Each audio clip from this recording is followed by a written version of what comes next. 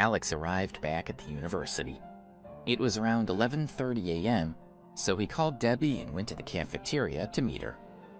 He ordered some tomato soup, scrambled eggs, a burger, and 2 bowls of fries. "That's far too much." Debbie's eyes widened. For the last 2 days, she had been studying in the library. She had tied her hair into 2 thick braids that hung over her shoulders, making her look very pretty. "Debbie, you are beautiful," Alex said, unable to help himself. Surprised, Debbie lowered her head and smiled shyly. Then she raised her head again and looked at Alex, who was still standing at her with a foolish expression. She mumbled, "You're such a smooth talker." "No, I'm serious," Alex insisted. Debbie's heart melted a little. She raised her hand and lightly punched his shoulder. "Eat your lunch." "Okay." Alex picked up his spoon and started to eat his soup as he stared at Debbie. Watching her simply made him happy. "What's wrong?" he asked with concern, noticing that her happy expression had faded to one of melancholy. He froze with his spoon halfway to his mouth. "I miss my mom," Debbie said, lifting her head to look at him. "My family lives in a small town in the Northeast. Since I was young, it was just me and my mom. Now I'm at school and she's on her own. And I eat so well here while she struggles at home." Tears slid down her face. Alex moved closer to her and put his arm around her shoulders, encouraging her to lean against him. "I really miss my mom."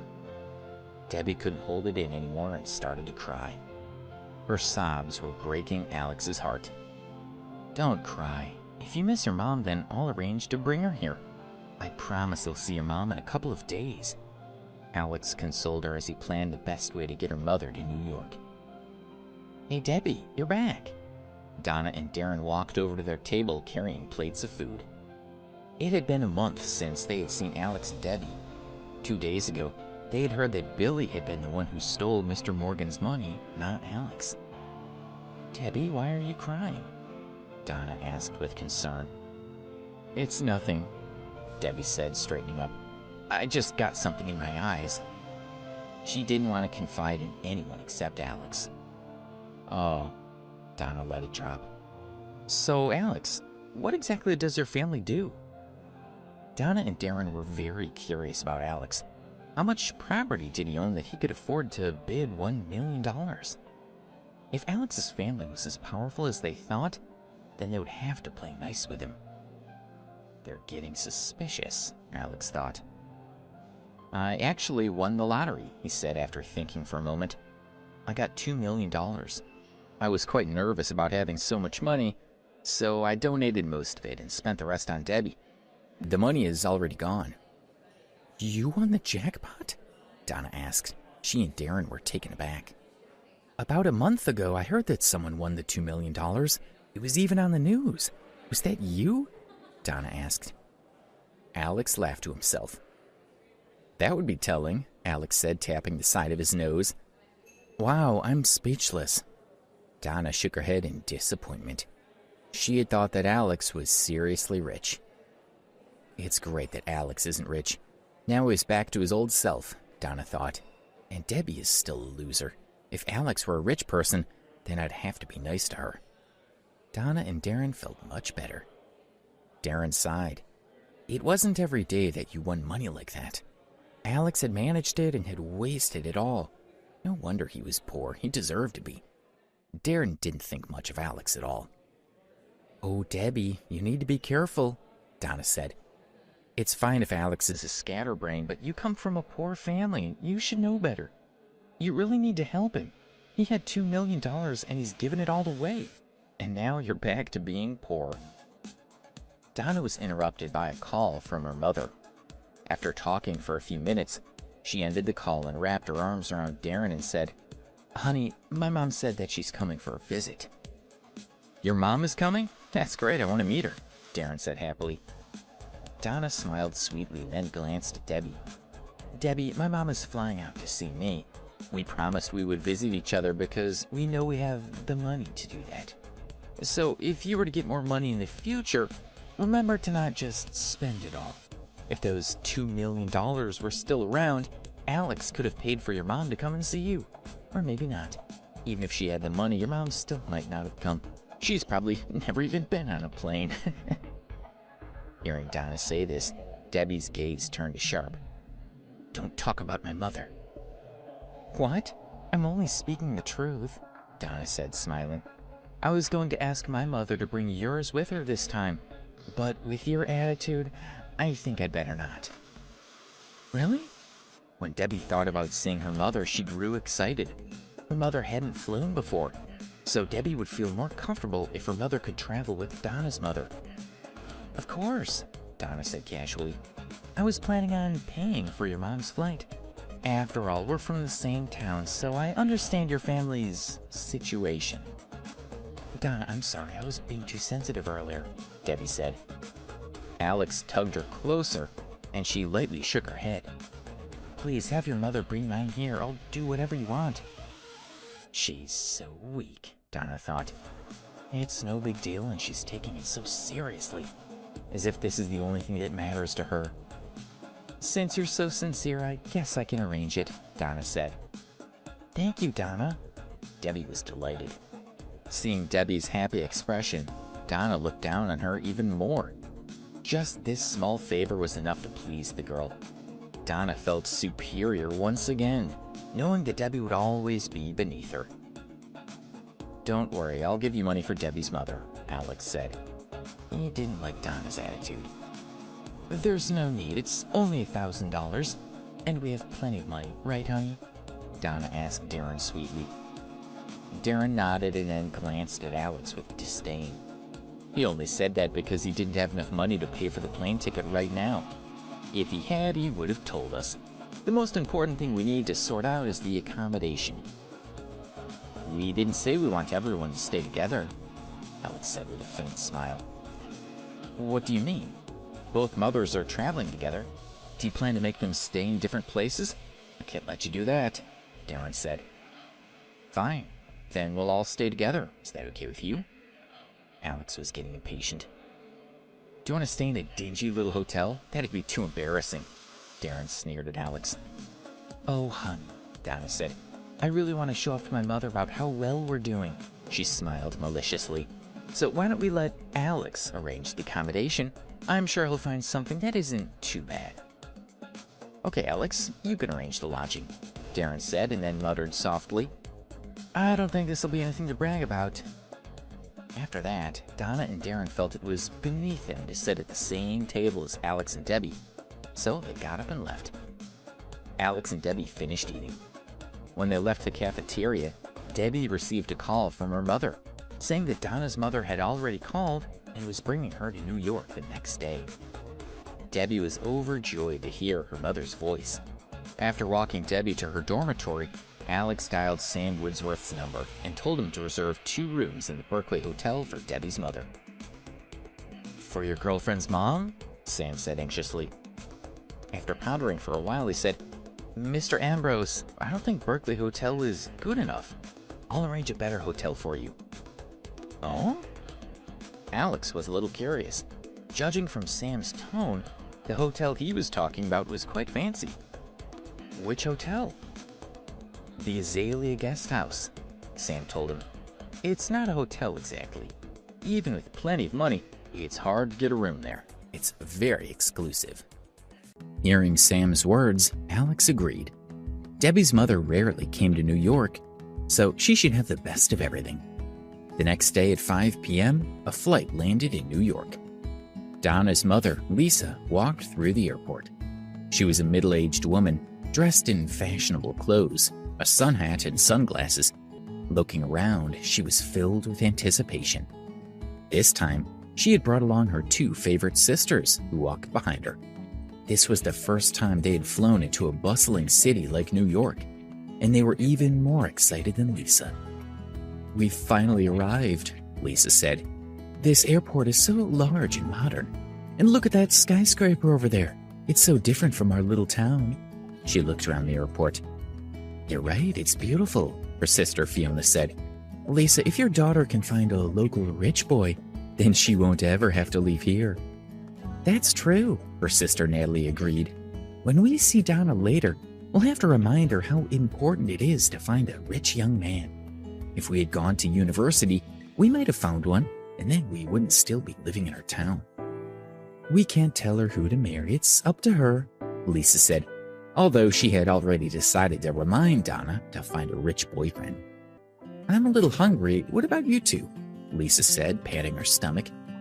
Her sisters were also hungry. They had left their town early in the morning and then rushed straight to the airport. They had only eaten a few snacks on the plane. Come on, let's have something to eat. I have some homemade buns, said the woman who had been following them. She smiled and opened her backpack, preparing to take out the buns. This was Debbie's mother, Carla, who was wearing a green shirt, black shorts, and a pair of old tennis shoes. Although she wasn't dressed elegantly, she still looked neat. But working outdoors for so many years had darkened her skin slightly and caused shallow wrinkles to appear on her face. Put your backpack away, aren't you embarrassed? Lisa asked. The previous day, she had talked on the phone with her daughter, Donna, saying that she wanted to come to New York for a couple of days and wished to visit her. She hadn't expected Donna to ask her to bring Carla, whose daughter was also attending Preston University. She'd had no choice but to bring Carla along. Of course, she knew her daughter wasn't that kind, so she had no idea why Donna had wanted to help her friend's mother. Quick, put it away, Fiona said to Carla with a frown. Do you want people to know that you're just a simple country woman? Carla closed her backpack and put it back on her shoulders. She was quite confused. Was it that embarrassing to eat buns? If you don't want to embarrass us, then walk a bit further back, Natalie said, glaring at Carla. If we walk with you, people might laugh at us. She turned to speak to Lisa. Can't we just leave her behind? We already gave her the money to pay for the plane ticket. She's already taken advantage of your good nature. Lisa glanced contemptuously at Carla through her sunglasses and snorted. I'm afraid not. No matter what, her daughter is still a friend of my daughter's. Let her tag along. We'll just ignore her once we get to where we're going. Lisa and her sisters walked on ahead, chatting together. Carla followed further back, walking by herself. They walked to the main street outside the airport, talking and laughing. They were puzzled when a BMW stopped in front of them. Then, Donna, Debbie, Alex, and Darren got out of the car. Donna, it's you. Lisa looked her daughter over carefully. They were about to greet each other properly, but they were interrupted by other voices. Mom, you really came. I'm so glad to see you. Debbie held her mother's hand. Me too, her mother answered. It's been 2 years, and this is the first time I've come to visit you. I feel so guilty. My beautiful daughter, let me have a good look at you. You're looking well. Debbie and Carla spoke as if no one else was present. But then they noticed everyone staring at them and immediately stopped talking. Sorry for disturbing you, Carla said awkwardly to Lisa. Do you think this is all about your family? Lisa glared at her. Do you have to be so loud? Mom, let me introduce you to someone, Donna said, grinning as she pulled Darren next to her. This is Darren, my boyfriend. Oh.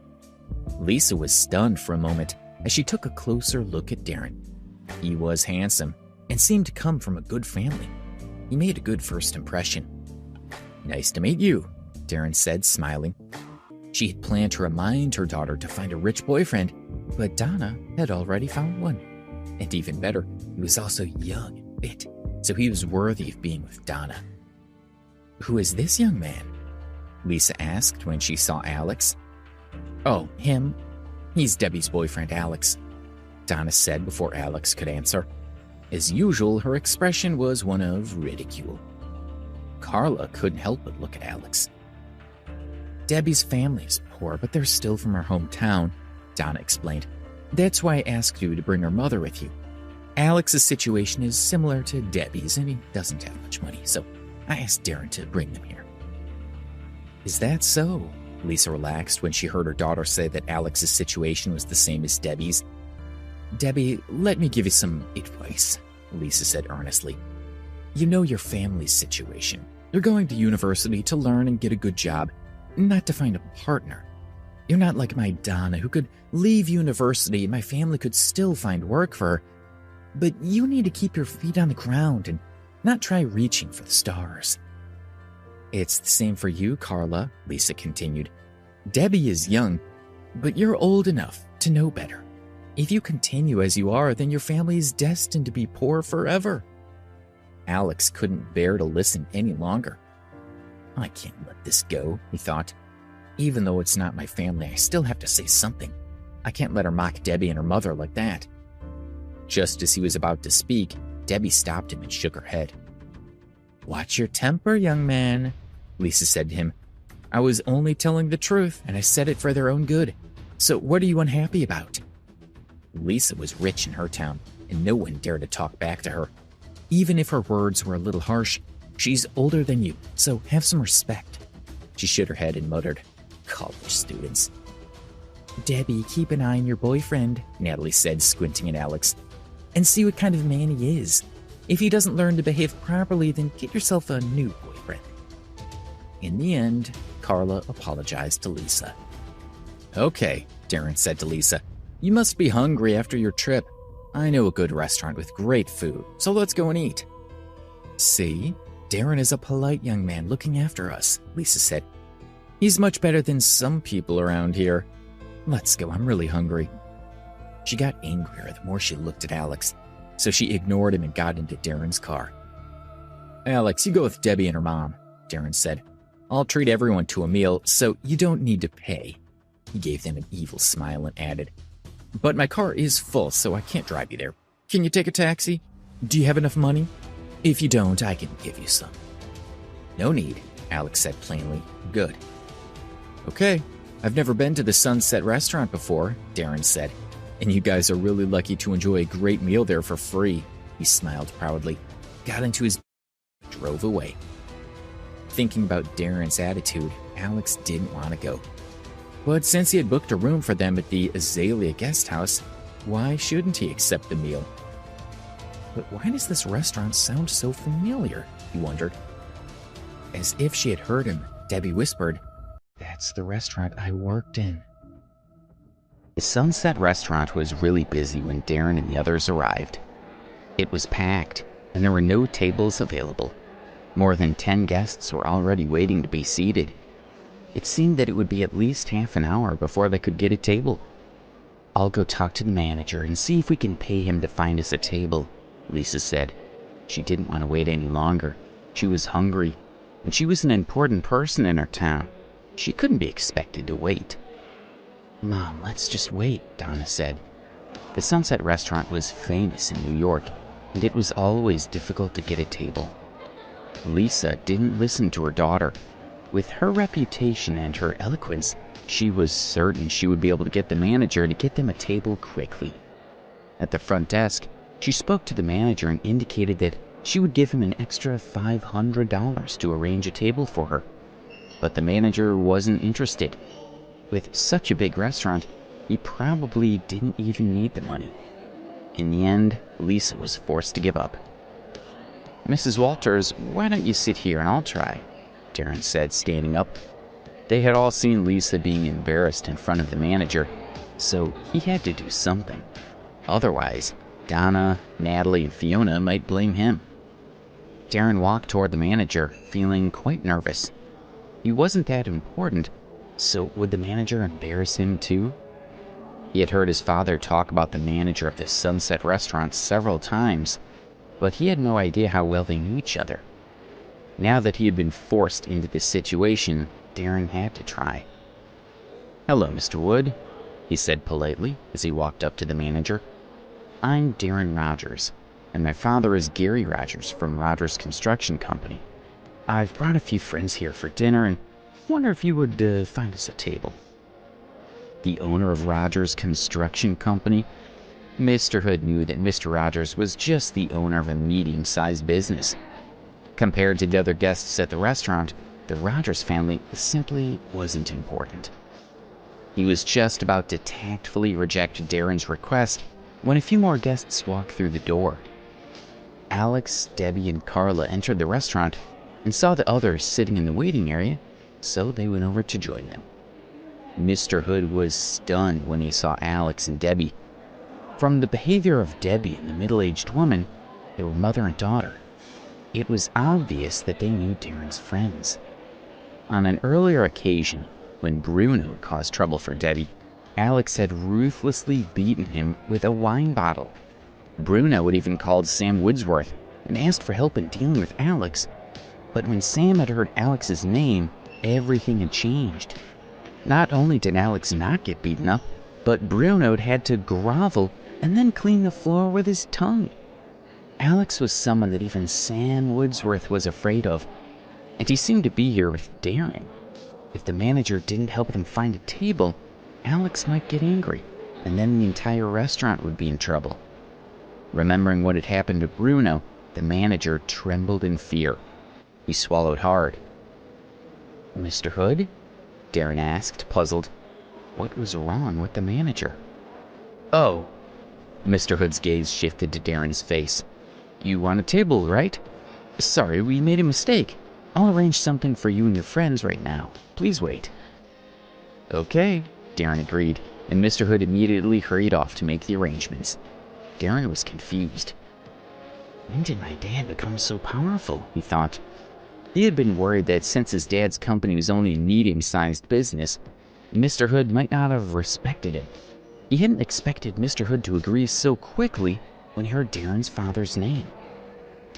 Looks like my father has quite a bit of prestige in New York City after all, he thought. With that in mind, Darren returned to the waiting area. "Well, why do you think we're still just sitting here?" Lisa was saying to Alex, clearly annoyed. "This is a restaurant, not a house, so you can't just eat wherever you want." Then she looked toward Darren. "Darren, it's fine if the manager doesn't have a table. I'm not that hungry, so we can wait for half an hour." "Hey, Mrs. Walters," Darren said proudly. "I've arranged it with Mr. Hood, and he's gone to find us a table." "Oh!" Lisa was a little taken aback. "You're really something, Darren. I tried and the manager wouldn't listen to me. You're gone for only a minute or two, and you've already got the manager to agree. Impressive." She glared at Alex as she continued. "Unlike some people who asked why we were still sitting here. If you have the power to do something about it, then go and get the manager to give us a table. If you don't have the power, then keep quiet." She crossed her arms and turned her back on Alex, who nearly sighed.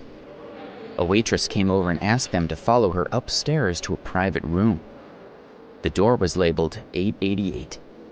Inside, the room was spacious and bright. It was decorated with red carpets, yellow chairs, and two expensive-looking porcelain vases that were as tall as a person. Looking at the room, Darren started to panic. He asked the waitress, "What does this room cost?" "Oh, this is our most luxurious room," she said politely. "Prices start at $8,000. $8,000? Darren was shocked and more than a little nervous. He had thought that this meal would cost $2,000 at the most. But $8,000? That was a lot. "Darren, how about we go to a different room?" Lisa suggested. She had never spent so much on a meal before, and Darren and Donna were still students. How could they possibly afford to spend that much money? "It's okay, Mrs. Walters," Darren said, wiping sweat from his forehead. "I like this room. Let's stay here." He didn't want to be humiliated in front of everyone. "Sir, there's nothing to pay," the waitress said with a smile. "Mr. Hood said that you were honored guests, and we're happy to have you in our restaurant. Your meal is on the house." Free! Darren felt like a prisoner who had suddenly been pardoned on his way to be executed. He was overjoyed. He looked at the waitress and noticed that she seemed a little starry-eyed, which was a little amusing. "Please, take a seat," she said. "We'll bring your meal shortly. They are all our best dishes." She smiled and left the room. "Darren, you really do command respect," Lisa said, sitting down. "Not only have you got us into the most luxurious private room, but you don't even have to pay for it." She was extremely satisfied with this powerful boyfriend of Donna's. "Exactly," Fiona agreed. "What does your family do? Why are they so respected?" She was very interested in Darren. "My family has a small construction company, and it only earns $10 million a year. It's barely worth mentioning," Darren said casually. $10 million is not worth mentioning? Natalie smiled at him. Then she glanced at Alex, looked him up and down, and asked, "Young man, what does your family do? Do you earn several tens of thousands of dollars a year?" "My family has no business, so how could I earn tens of thousands of dollars?" Alex asked, not interested in talking to snobbish people.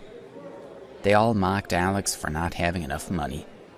The waitress returned and brought several dishes to the table, including mushroom soup, pork chops, steak, salmon, and fruit salad. They didn't know which knives and forks to use, but Donna showed them what to do. Debbie and Alex already seemed to know and helped explain it to Carla and Lisa. But weren't they just country bumpkins like Carla? "How do you two know which knives and forks to use?" Lisa asked in disbelief. "Have you eaten in places like this before?"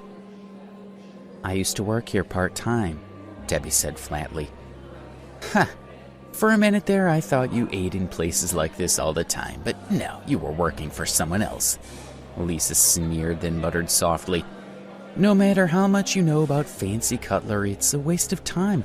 It's not like you'll get much chance to eat expensive meals." The door opened, and Mr. Hood came in, bowing his head slightly. "How was your meal?" he asked politely, his gaze locked onto Alex's face. Of course, he didn't dare make eye contact. "Very good," Darren said, standing up and shaking Mr. Hood's hand. "Thank you for your hospitality. I will remember it." Mr. Hood is so polite, he thought.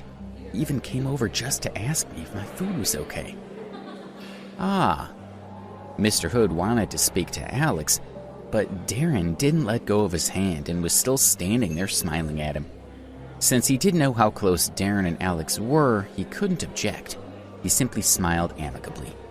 Darren talked for a while, and then he finally let go of the manager. "To welcome everyone, I've picked out 2 special bottles of red wine," Mr. Hood told them, gesturing to where a waiter had already brought in the 2 bottles. Smiling, he picked up a bottle. He wanted to place it in front of Alex to show his respect. "Mr. Hood, you're too kind," Darren said. "How can I accept?" He broke off in surprise when he looked at the bottle. "Whoa! This is a Louis XIV from 1992. This is really expensive. Thank you, Mr. Hood. How did you know that I've always wanted to taste this?" Smiled with embarrassment and was left speechless. He hadn't expected that Darren Rogers would think the bottles had been brought specifically for him. However, there was nothing he could do, as it wouldn't be appropriate for him to argue with Darren over the bottles in front of Alex. Looking at the smiling Darren, Manager Hood became suspicious. What was the relationship between this young man and Alex, he thought. Darren was definitely Alex's subordinate. The manager's level was not high enough for Alex to address him in person, so he was only fit to talk to his subordinate. Thinking of this, Manager Hood's respect for Alex deepened. "It's my honor to have everyone come to my restaurant. Let me propose a toast to you all. A drink with Manager Hood. I'll remember his good intentions with all my heart," Darren said with a smile, and then took a drink from his wine glass. "Thank you," Manager Hood said, and continued to clink his glass with each of the others. "What I need is for Alex to remember me," the manager thought. Manager Hood appeared polite on the surface while he toasted with Donna and her aunts. He had no interest in them. But when he toasted with Alex's girlfriend Debbie and her mother Carla, his smile was sincere. When it was finally Alex's turn to be toasted, Manager Hood bowed even lower. His smile became even more brilliant as he was flattered and honored by Alex's company. "It was such a big advantage for Alex to follow me. If I wasn't here, Manager Hood would not treat him like this," Darren thought as he sneered to himself. Manager Hood's attitude also surprised Lisa and the others.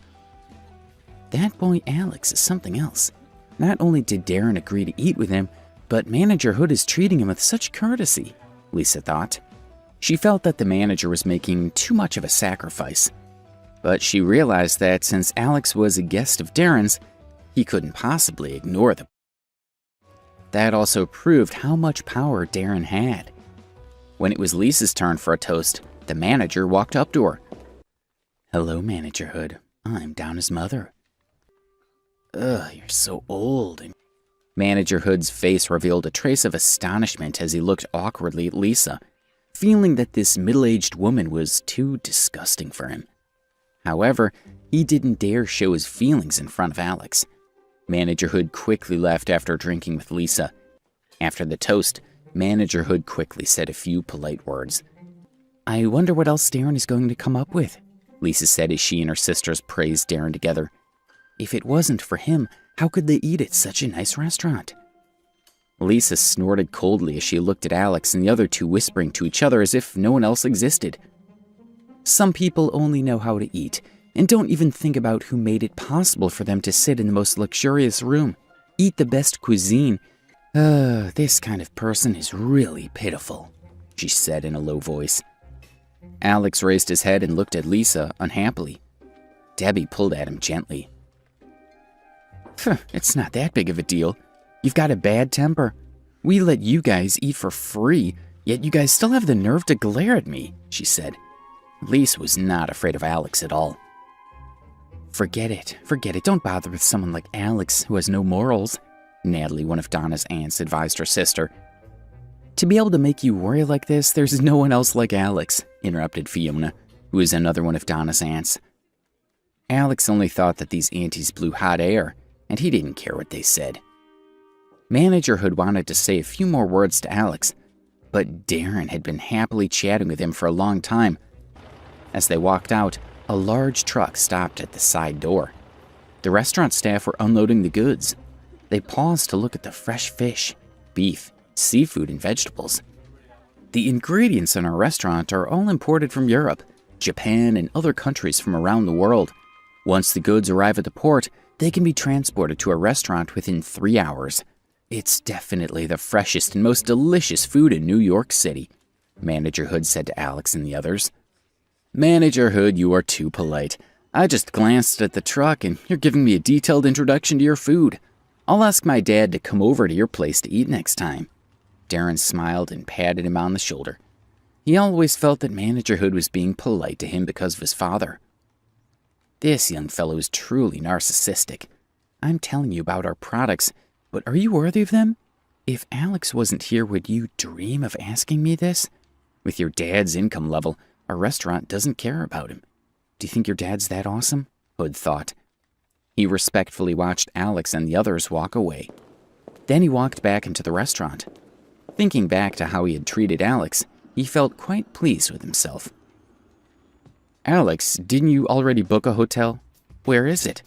I'll take Donna's aunties over there right now," Darren asked with raised eyebrows. "What? He booked the hotel?" Lisa said in surprise. She glanced at Alex and muttered, "What good hotel could he possibly find? We finally came to New York to have some fun. Will it be good enough to stay there?" "Mom, don't think like that. Alex's hotel booking isn't bad," Donna purposefully said loudly to her mother so that she could criticize Alex even more harshly when she saw the hotel that he had booked. Donna glanced at Alex with a smile. "Alex, what hotel did you book?" she asked. "The Azalea Guest House," Alex said lightly. He didn't want to talk to this family anymore. If it wasn't for his promise yesterday to help them book a hotel, he would have left them behind and taken Debbie and her mother away. "Azalea Guest House?" Donna asked Darren if he knew it, but he shook his head. The most famous hotel in the country was the Azalea Guest House. Because it was not open to ordinary guests, people like Donna and Darren had not heard of it. "What, Donna, haven't you heard about this hotel? Oh my, he must have found a small hotel somewhere. How could we go to such a place? We don't even know if it's safe or not. Let Alex and Debbie go there. They're used to living in that kind of place." Lisa truly felt that the hotel that Alex had found would not be good enough for them. Alex didn't say anything and just smiled. It would be perfect if they didn't go, he thought. "Mom, let's go look. The name doesn't sound so bad," Donna said, trying to persuade her mother. Lisa listened to her daughter's words and decided to take a look at the hotel. After getting into the car, Donna and the others headed toward the Azalea Guest House, according to their map. Alex, Debbie, Carla, and the others got in a taxi and headed toward the hotel as well. In Darren's car, Lisa let Darren first take them for a ride around New York City to see the evening scenery. This made Lisa and her sisters sigh deeply at the beauty of the city. "That hotel is so beautiful." Lisa pointed at the majestic building outside the window and added, "It would be great if we could stay there." By saying this, she was also hinting to Darren that she liked it. Darren glanced out the window. It was the Berkeley Hotel. "That's the Berkeley Hotel, which is one of the most high-end hotels in the city. It's usually occupied by the most opulent people. Even the cheapest room would cost more than $5,000 a night." Darren smiled lightly. How could he not understand what Lisa meant? If it was only Lisa on her own, he would have let her stay at the Berkeley, but she had brought her 2 sisters. Even if he had a lot of power, he wouldn't be willing to spend 3 times the amount of money. Lisa didn't let her disappointment show. It appeared that there was still quite a gap between Darren and the top families that she had imagined. "Let's go look at the hotel Alex picked out. If it's not good, I'll book a different hotel for you guys." As he said this, Darren drove his car toward Azalea Guest House. Azalea Guest House was an antique courtyard-style hotel located at the southernmost edge of New York City. By the time Darren's car arrived, Alex and the others had already settled in. Everything had been arranged, so they just needed to check in. After parking, Darren called Alex, who quickly came out and led them in through the gate to the Azalea Guest House. It was already dark. In the courtyard, pine and cypress branches hung in the shadows over the winding garden path and a pool of water. On the surface of the water, there were floating lotus leaves with pink lotus flowers. "This place is quite pretty," Donna thought as she looked at the scenery around her. "I knew he couldn't pick out a hotel, but it's clean here. We finally made it to New York. Why do we have to stay in a bungalow, though? We have so many of them in our country," Lisa thought. Although Azalea Guest House was not as unbearable as she had imagined, she still didn't feel that it was good enough.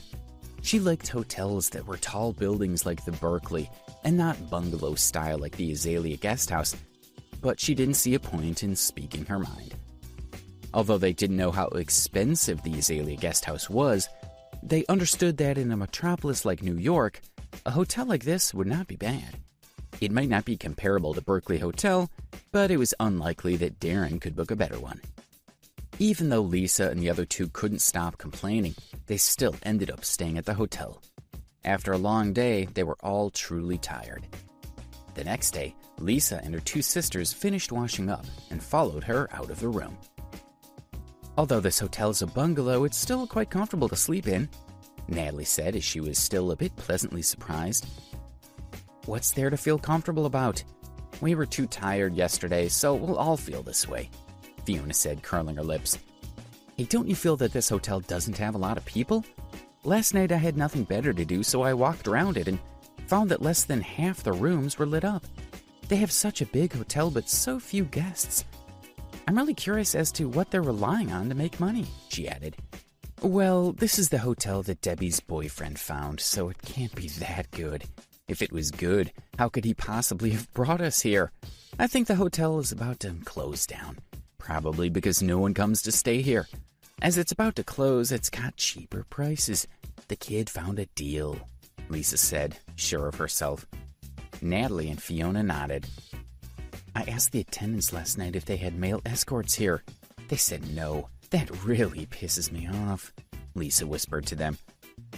"Where are we going to find a male escort? Last night I dreamed of that manager Hood at the Sunset Restaurant. If I could get him into my bed, it would be perfect," Natalie said hopefully.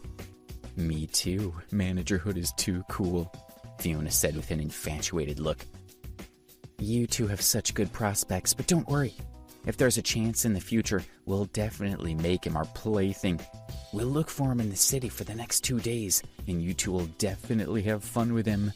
Lisa's heart was itching as well. "Hello, ladies. Are you on your way to go eat?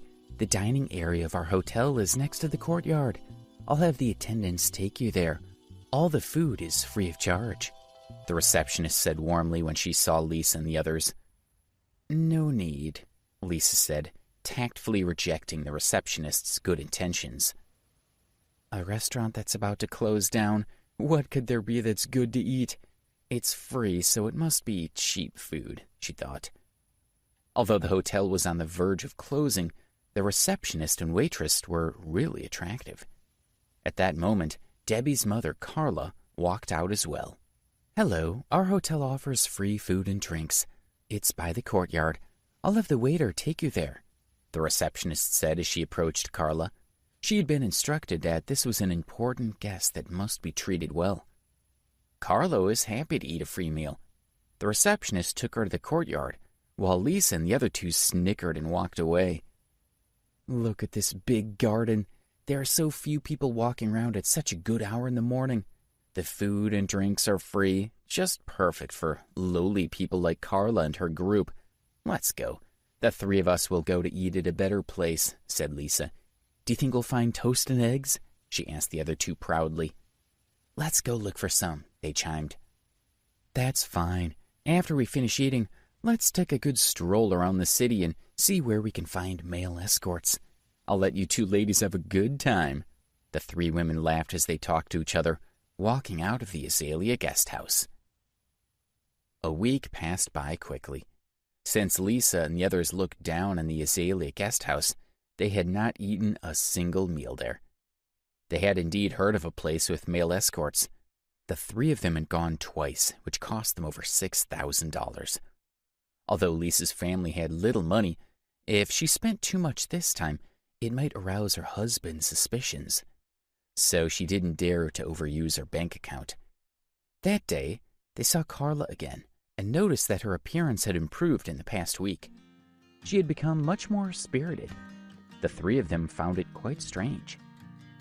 "Are you going to have breakfast by the courtyard? The food there is delicious," Carla invited them enthusiastically. "Forget it. You're used to eating chicken liver and pickles all day at home, but we feel that the smell is too strong, so we're eating somewhere else." Lisa looked at Carla with disdain, then took Natalie and Fiona out of the Azalea guest house. After they finished their meal, they began to stroll around and window shop at the shopping malls in the city. By 11:30, their stomachs were growling. "There's a restaurant over there. Let's go eat lunch." Lisa was the richest, so naturally she was the leader of the group of three. They went wherever she wanted to go. As the three of them spoke with each other, they walked toward the nearby restaurant. Lisa had only taken a few steps when she stopped. She saw a woman who looked very familiar. "Joanne?" she called out hesitantly. When the woman in front of her turned around, Lisa was overjoyed. The woman was indeed Joanne Ludlow.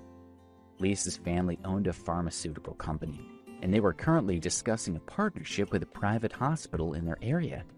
Joanne was the wife of the hospital's CEO.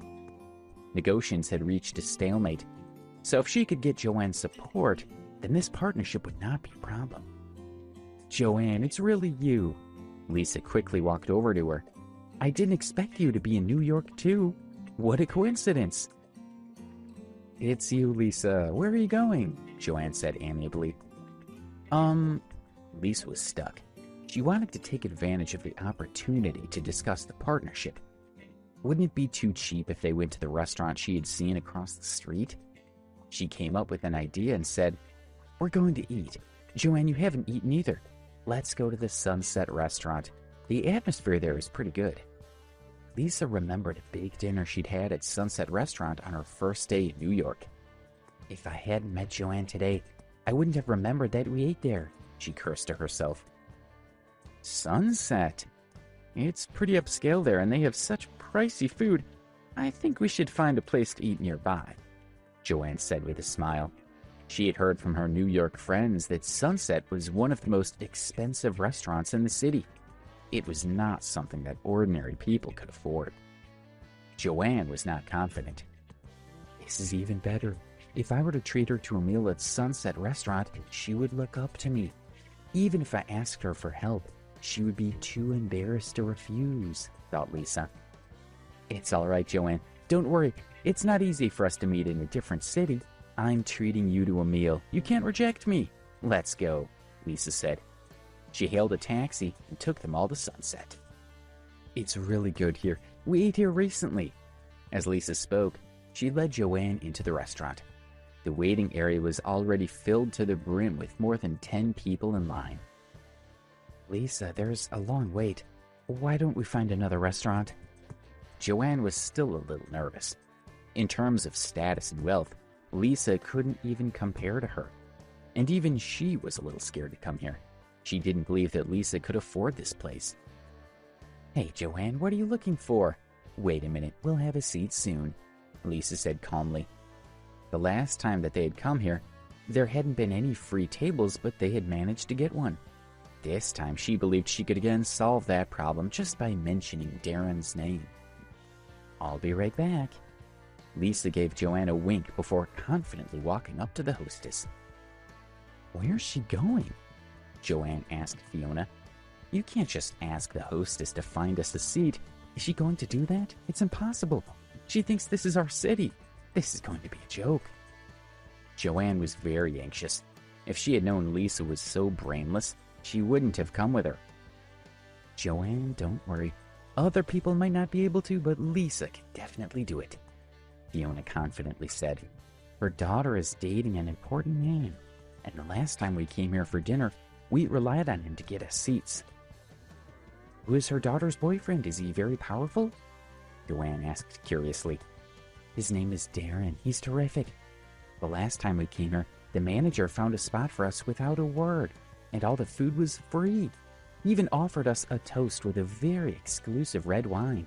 His attitude is so humble, Natalie said to Joanne. That's why Lisa will definitely be fine. Lisa had already walked up to the hostess. Miss, please arrange a seat for us. My friends and I have been waiting for a few minutes, she said in a very proper tone. I'm sorry, please wait in line. When it's your turn, we'll arrange a table for you, the hostess said politely. What? I need a place right now. Don't you know me? Let me tell you that I'm someone you can't afford to offend. If you don't arrange a place for me as soon as possible, I can tell you very clearly that you might lose your job, Lisa said aggressively. She felt that it was beneath her that a hostess could refuse a request. Ma'am, I hope you can follow our rules, said the hostess with a smile and continued. We really don't have a seat right now. If you want to eat here, you need to line up first. We'll arrange a table for you. I want to talk to your manager. I want to see if he can find a seat for me, Lisa said adamantly. She thought that the hostess definitely hadn't seen them the other day, so it would be useless for her to explain everything. I'm sorry, please forgive me. Our manager has his own matters to attend to. If you have anything to say, just say it to me, said the hostess. This middle-aged woman is obviously looking for trouble. If she thinks she can bully her way in, she'll be turned away, thought the hostess. As you can see, we've come here with a friend. If today's meal is ruined, our family will lose $150,000 to $300,000. Lisa admitted bitterly to increase the importance of this meal and pressure the hostess. Can you make room for me now? When our business is done, I'll give you a big tip of $100. As you can see, all the tables are already occupied. There is only one supreme room left, but it's too expensive. The minimum price is $8,000, so I'm sure you won't want it. I really have no choice, the hostess said awkwardly. A supreme room is empty? Why didn't you tell me earlier?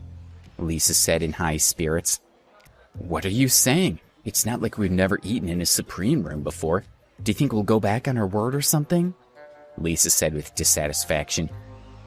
Hearing how confident she was, the hostess didn't dare to say anything else and ordered someone to bring Lisa and the others to the room. Lisa, what's the minimum order for a supreme room?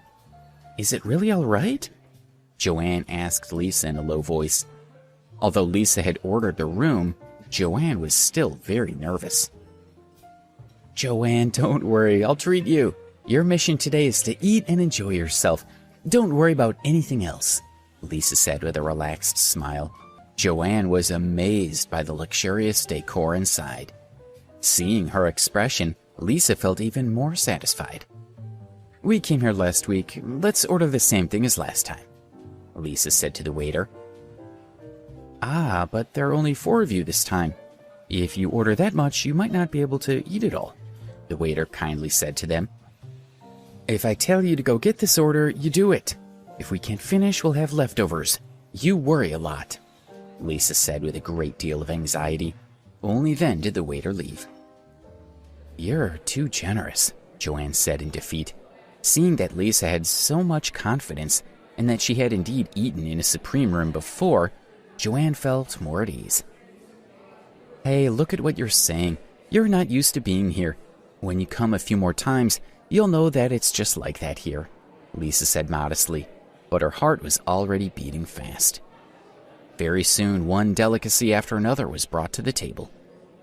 "Hurry and try it all, Joanne. The cuisine here is the most authentic. The oysters are pretty good," Lisa said with a look of understanding. In reality, how could she know whether the cuisine was good or not? At that moment, the door to the room was pushed open, and a young man walked in with a smile. It was Manager Hood. Manager Hood was stunned when he saw that ladies, including Lisa, had returned. How could it be them? Manager Hood couldn't help but feel angry. When Lisa and her sisters saw the manager, they were overjoyed. "Is the food delicious? If you need anything, feel free to tell me." Looking at these ladies, he felt disgusted. "Manager Hood, wait a minute. The wine isn't very good.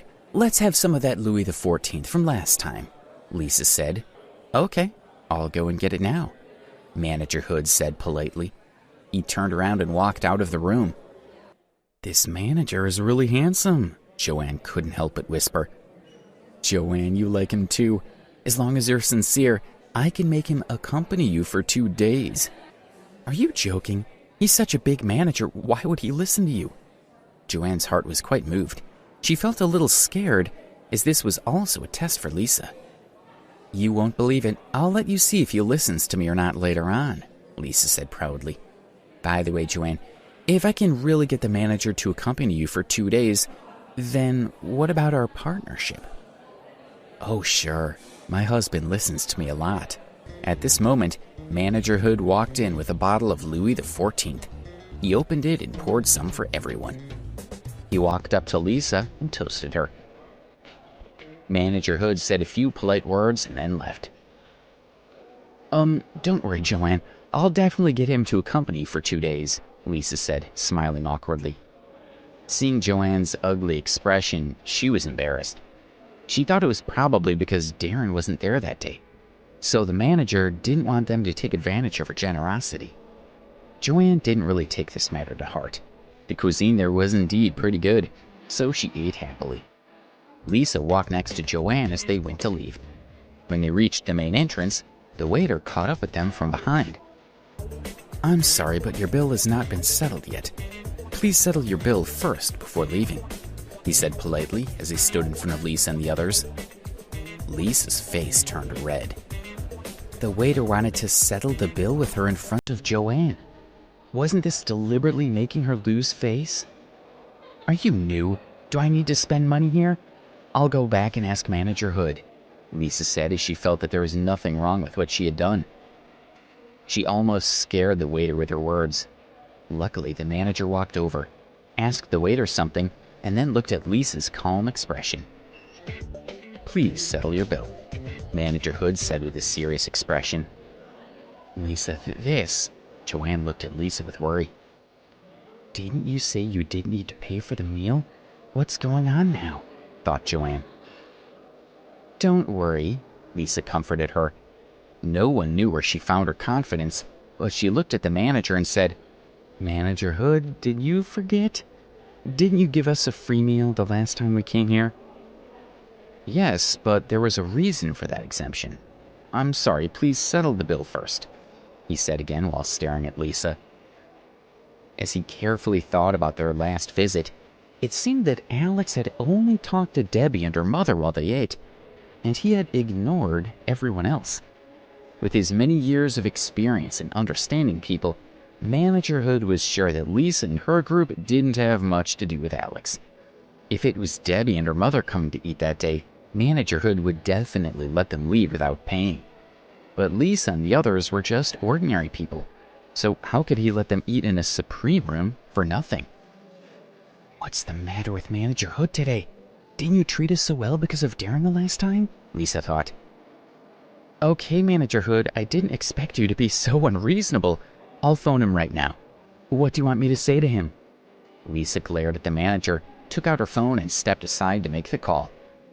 Just you wait. It's clearly a small matter, yet you insist on getting into trouble.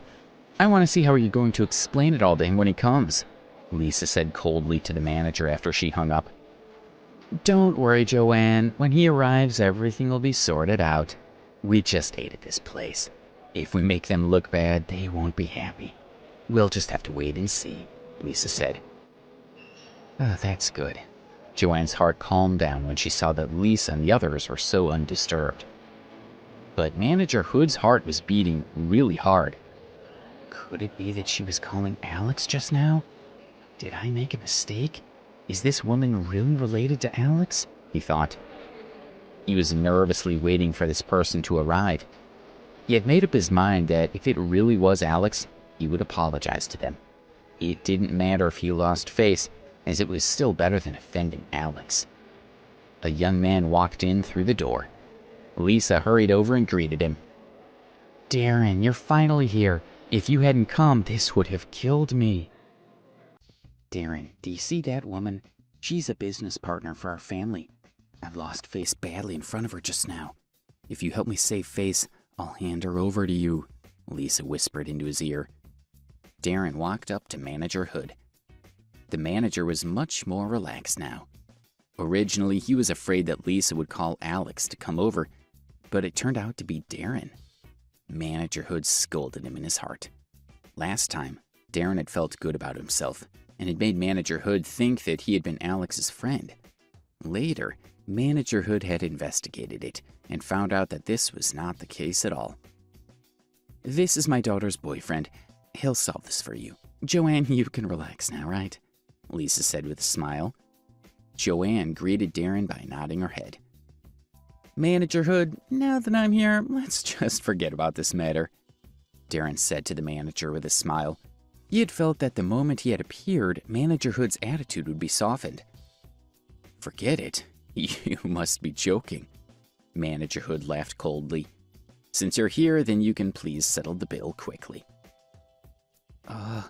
What's going on with Manager Hood today?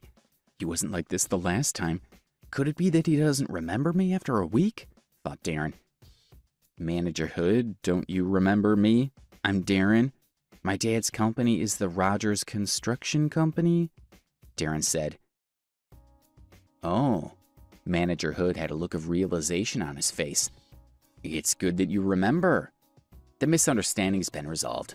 I'll remember your good intentions today. Don't worry, I'll visit you often in the future, Darren said with a smile. He then turned to Lisa. We can leave now. Darren was about to leave with Lisa and the others who were praising him. Stop, Manager Hood cried out. What the hell do you mean that the misunderstanding is resolved? When did I let you go? You don't need to send us off. We can just leave by ourselves, Darren said with a smile. What the heck? Just how narcissistic is this fellow? Manager Hood thought as he grabbed Darren's shoulder forcefully. Ouch, what are you doing? Exclaimed Darren. You can't leave until you've paid the bill. If you continue playing tricks on me, I'll call the police, Manager Hood said angrily. Manager Hood, you didn't take the wrong medicine today, did you? Aren't you mistaken? I'm Darren, and you still want me to pay? He asked in surprise. I don't care who pays. I'll hand you over to the police if you don't pay today, Manager Hood said. He became more and more annoyed as he looked at Lisa and the others. Are you going to pay the bill or not? Or don't you want to pay the bill? It seems like these p***s want to go back on their word, Manager Hood thought as he took out his phone and was about to call the police. Lisa and the others were dumbfounded. Joanne, who was standing to the side, also turned red. In such a high-end restaurant, she felt extremely humiliated and embarrassed. Don't call the police. I'll pay their bill for them, Darren said as he glared at the manager. He still didn't understand why the man had changed so much. Okay, it's good that someone is paying, Manager Hood said as he took the bill from the waiter and gave it to Darren. It's $17,630 in total, so you can just give me $17,000. $17,000. Darren was so shocked that his tonsils almost flew out. He quickly looked at the bill. It was very detailed. Just one bottle of Louis XIV was worth more than $6,000, so it was not surprising that the bill was so much money. Darren gritted his teeth as he glanced at Lisa and cursed in his heart. You know how to enjoy yourself. You dared to drink red wine worth $6,000. Weren't you afraid of getting death? He thought. Lisa's heart trembled when she heard the price of $17,000. When she saw Joanne glance at her speechlessly, Lisa smiled coyly in embarrassment and said, "Don't worry, I'll settle this matter." Joanne snorted and turned her head away. Lisa walked up to Darren and asked uncertainly, "No problem, right?" "Yup." Darren was full of anger, but it was still on him to pay. He looked at Lisa and wanted to give her a good scolding, but she was Donna's mother after all. He was just a student with a bit of money, and $17,000 was hardly a small sum. "Sir, all the money you have here on your credit cards, in addition to the cash, is $12,000. There's still $5,000 left to pay. How will you pay for the rest?" The hostess politely said as she handed all his credit cards back to Darren. "What? My cards only have that much money?" Darren was very surprised as he did not normally pay attention to his balance. With a glance at the hostess's computer, he knew that it was indeed the case. Right now, he didn't dare to ask for money from his family, so he could only cast a pleading gaze at Lisa. She came to New York for fun, so she must have some money with her. "Lisa, there's still about $5,000 left. Why don't you put it on your card?" Darren said quietly, but he wasn't particularly embarrassed. After all, he had already paid most of the bill. To be honest, $5,000 wasn't a huge sum for Lisa. However, she had already spent a huge amount of money in the past few days. If she spent another $5,000, her husband would definitely suspect that she might have found a male escort. Darren's face turned extremely ugly when she didn't say anything in response. "You dare to order such expensive dishes without money?" he thought. "What about the two aunties?" Darren's eyes shifted toward Fiona and Natalie. "They don't have any money on them either," Lisa said awkwardly. She was worried too, as her gaze locked onto Joanne. Wasn't Joanne the only one who currently had money? The surrounding customers began to make comments. "Hey, how dare you come to Sunset Restaurant without money?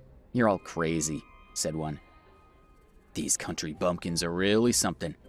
Do they really think that the fancy restaurants in New York are as cheap as those in the countryside?" said another. "Where did they get the courage to eat in a Supreme room? I think they wanted to eat for free from the very beginning," exclaimed another. The customers that were eating nearby all looked at Lisa and the others with a smirk as they whispered to each other. "Joanne, we don't have enough money right now. Look." Lisa walked up to Joanne with a stiff smile. When Joanne heard Lisa asking her for money, the anger in her heart surged. "You really treated me to a good meal," Joanne said with a sneer. Then she snorted and walked up to the hostess. She handed over her credit card and swiped the remaining $5,000. After she was done, Joanne covered her face with her hands and walked quickly toward the door. She felt that it was too embarrassing for her to remain in there. "Joanne, wait for me. Leave me your number and I'll return the money to you," Lisa said loudly. "There's no need." Joanne turned her head and looked at Lisa with a cold smile. "I must be really out of my mind today. That's why I came to eat with you. Goodbye." "Don't be like this. Today was an accident. I'll find another time to meet up with you and we'll talk about the partnership." Lisa was afraid that this would affect their future business dealings. "Partnership? I don't think our hospital needs that kind of luck. You should find someone else to work with instead," Joanne said as she waved her hand to get a taxi, climbed in and left. Hearing Joanne's words, Lisa knew that her family's business had failed. Her heart felt like it was being frozen in an ice house. Fiona and Natalie also blamed themselves. "Don't be too sad. Should I take you back now? Darren looked at Lisa's sad expression and felt that she had deserved it. If she didn't have the money, then she shouldn't have eaten at such an expensive restaurant. Now, her business had failed, and she even made him make a fool of himself in front of so many people. No need. We'll take a taxi back. I still have to thank you for today, Darren, Lisa said dejectedly. She then got to a taxi and went back to the hotel with her sisters. When they arrived at the Azalea guest house, Lisa went to her room to rest. That day her business deal had failed, and she had suffered such a huge humiliation. At 6 o'clock in the evening, Lisa, Fiona, and the others gathered again to go have a meal, but they were no longer in the mood to go out to eat. As they walked past the front desk, the receptionist politely reminded them, "I'm sorry to bother you, but the time of your stay will end tomorrow at noon. Please vacate your rooms before noon." "It's finished?" Lisa discussed the situation with Fiona and Natalie. Although the hotel was a bungalow and not their ideal luxury hotel, it was still quite comfortable, and they still wanted to stay for 2 more days. "Can we stay in the room longer?" Lisa asked. "My apologies, but you can't stay in the room. Please forgive us," the receptionist politely said. "We can't stay in the room? Did I hear that wrong? Why not? Are there any other available rooms in the guest house?" Lisa asked in surprise. "I'm sorry, if you want a new room, then you'll need Mr. Ambrose to get a room for you," the receptionist said with difficulty. "We still need him?" Lisa had no intention of bowing down to Alex. The rules in this hotel are quite odd. No wonder it's going to close soon, she thought. Fine. We'll leave tomorrow. In the worst case, Alex could just find them another hotel in the city. "Are you going to dinner?" Carla walked out and greeted Lisa and the others. "We've had such great meals out these past few days that I can't eat much of anything anymore, so I'll go with you," Lisa said as she followed Carla to the courtyard. "This place is pretty nice." Lisa and her sisters praised the decor. This time they were grateful for all the free food, so they ordered a few dishes without worry. "I didn't expect the food here to be so delicious," Lisa said. She and the others felt that this was the most delectable meal they had ever eaten in New York. It was even more delicious than the one they had eaten at Sunset Restaurant. Their table was filled with expensive delicacies such as abalone and lobster. They felt a little regret that they hadn't eaten at their hotel in the past few days. However, they comforted themselves with the thought that there was still a gap between the meals at their hotel and those at Sunset. After all, Sunset Restaurant's food was imported from various countries and could be transported from the port within 3 hours. Please subscribe to the Pocket FM YouTube channel and press the bell icon for instant notification. Check out our channel for more such exciting shows.